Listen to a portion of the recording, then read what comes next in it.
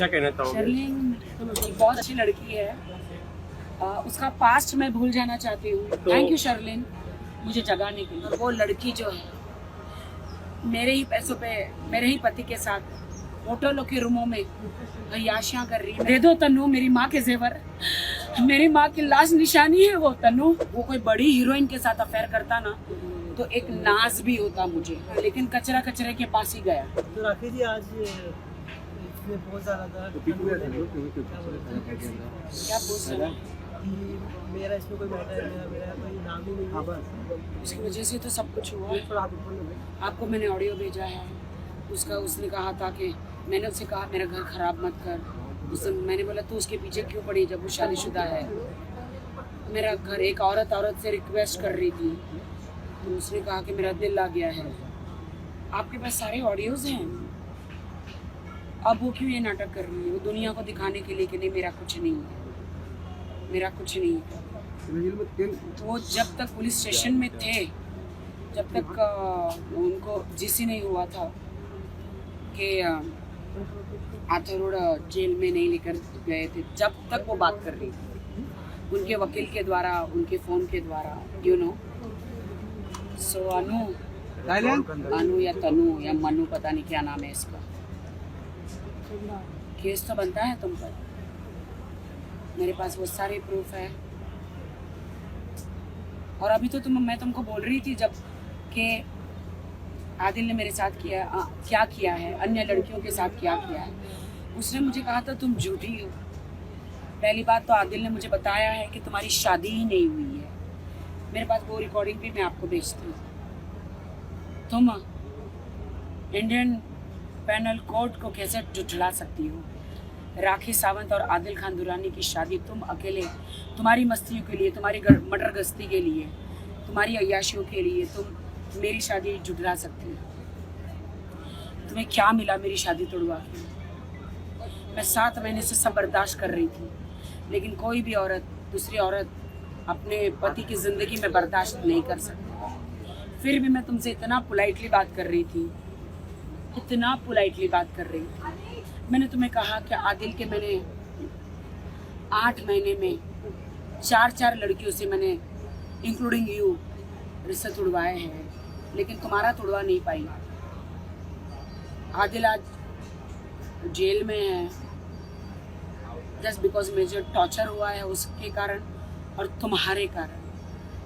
आदिल ने मुझे छोड़ना चाहा, तुमने उसके साथ, वो कोई बड़ी हीरोइन के साथ अफेयर करता ना तो एक नाज भी होता मुझे कि चलो यार मुझे छोड़ के एक बड़ी हीरोइन के साथ अफेयर कर रहा है। नहीं एक होता ना, लेकिन कचरा कचरे के पास ही गया। आप समझते हैं क्या बात?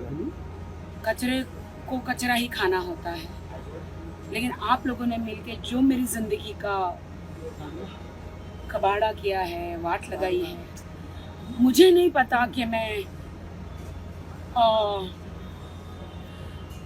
कब इससे बाहर निकलूंगी, क्योंकि सोती हूँ अकेले, उठती हूँ अकेले।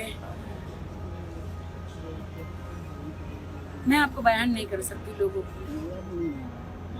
कुछ लोग मेरी हंसी भी उड़ाते हैं, मेरे नामों पे शायरियाँ लिख रहे हैं। तो आज ही मैंने उनको कमेंट किया है, तुम्हारी बहन के साथ नहीं हुआ ना, तुम्हारी बहन के साथ हुआ होता तो शायद तुम मुझ पे नहीं हंसते।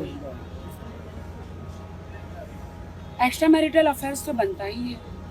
देश की उन सारी लड़कियों को मैं कहना चाहती हूँ कि अगर आदिल ने आपके साथ सचमुच गलत किया है तो आगे आइए, तो आप आगे आइए।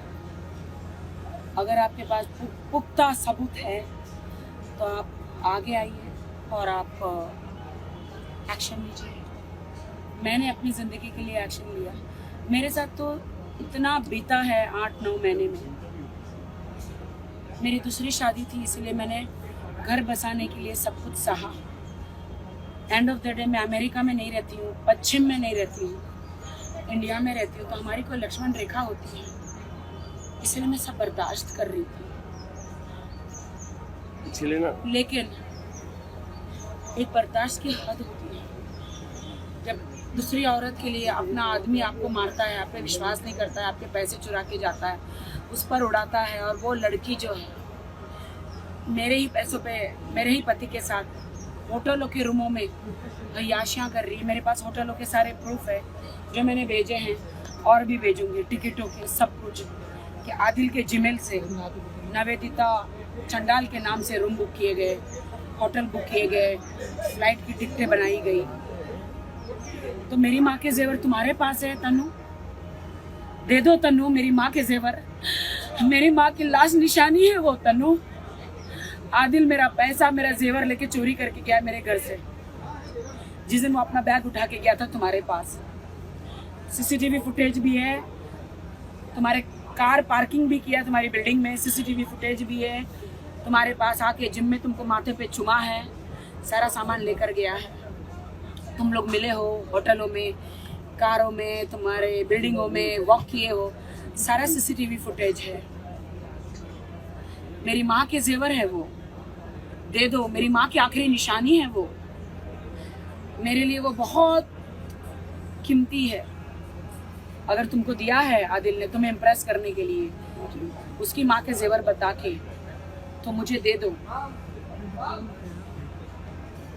राखी जी, आप सरलीन जी से मिले थे, आपने कल कुछ दिया करके, क्या कहना चाहोगे? शर्लिन एक बहुत अच्छी लड़की है, उसका पास्ट मैं भूल जाना चाहती हूँ। मेरे लिए आज की तारीख में है, क्योंकि जो दिलासा मैं एक जिंदा लाश हो गई हूँ। जो उसने राखी से राखी को मिलाया, जो उसने दिलासा दिया मुझे, उसके 2-4 शब्द मेरे लिए जीने के लिए काफी है।